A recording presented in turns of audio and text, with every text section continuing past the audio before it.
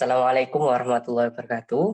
Perkenalkan kami dari kelompok Capstone Project, kelompok CSD 140 yang beranggotakan yang pertama ada Fahmi Nurfalah dengan nomor F267, R26260 dan juga saya sendiri Muhammad Zaid Al-Hakim dengan nomor F284, R4278.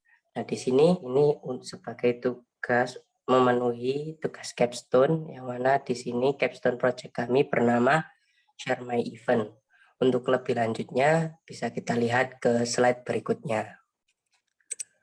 Ya, di sini yang pertama ada background problem dari kami membuat Share My Event ini karena ya salah satu dampak pandemi yaitu banyaknya acara-acara atau event-event yang biasanya diselenggarakan secara offline itu beralih menjadi online dan dilaksanakan secara online. Nah, bisa dilihat sebagai berikut untuk datanya yang diambil dari Inventur Alvara sebagai berikut. Kemudian untuk selanjutnya problem statement, yaitu yang pertama adanya minimnya wadah untuk mempublikasikan event atau kegiatan yang diadakan. Kemudian yang kedua ada banyaknya event online yang membuat orang bingung untuk mencari event yang akan diadakan. Jadi karena adanya problem statement ini, kami membuat Share My Event ini sebagai jembatan untuk orang yang mencari event dan orang yang mempunyai event. Seperti itu.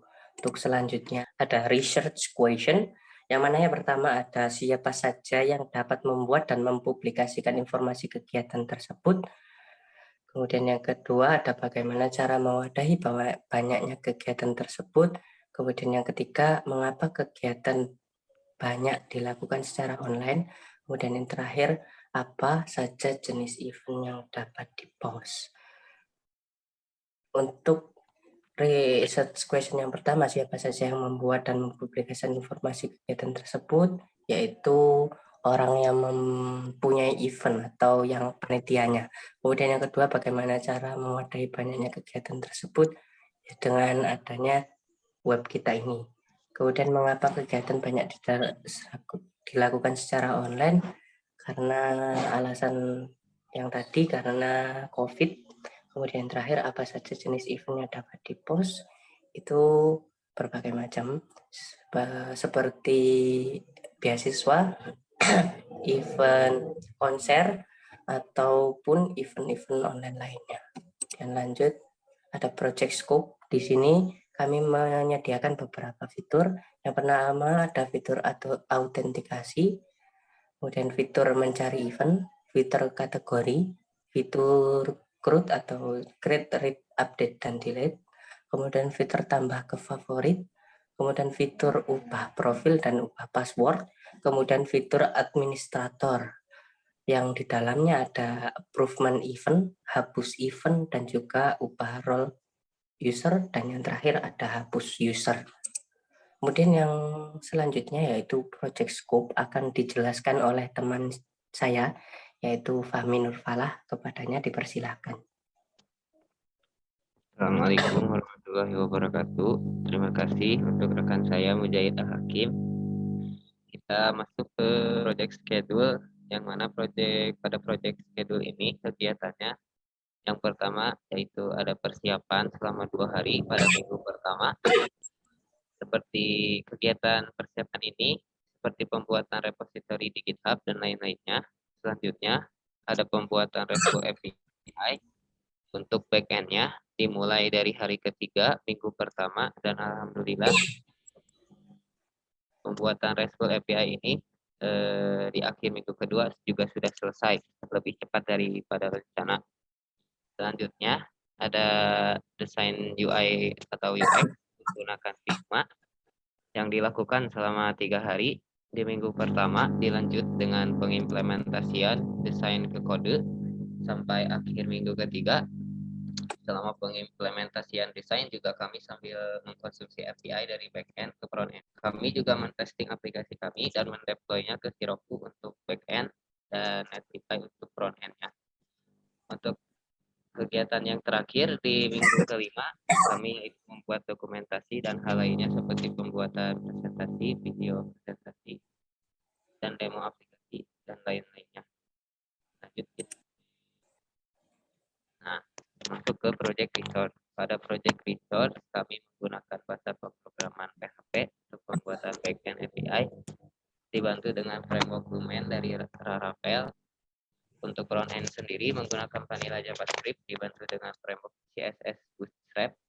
Adapun library dan tools yang kami gunakan yaitu pertama ada Swift Alert 2, kedua ada Figma untuk desain, ketiga ada Lottie untuk web animasi, AOS juga web animasi transisinya, 5 ada Grid.js untuk plugin table.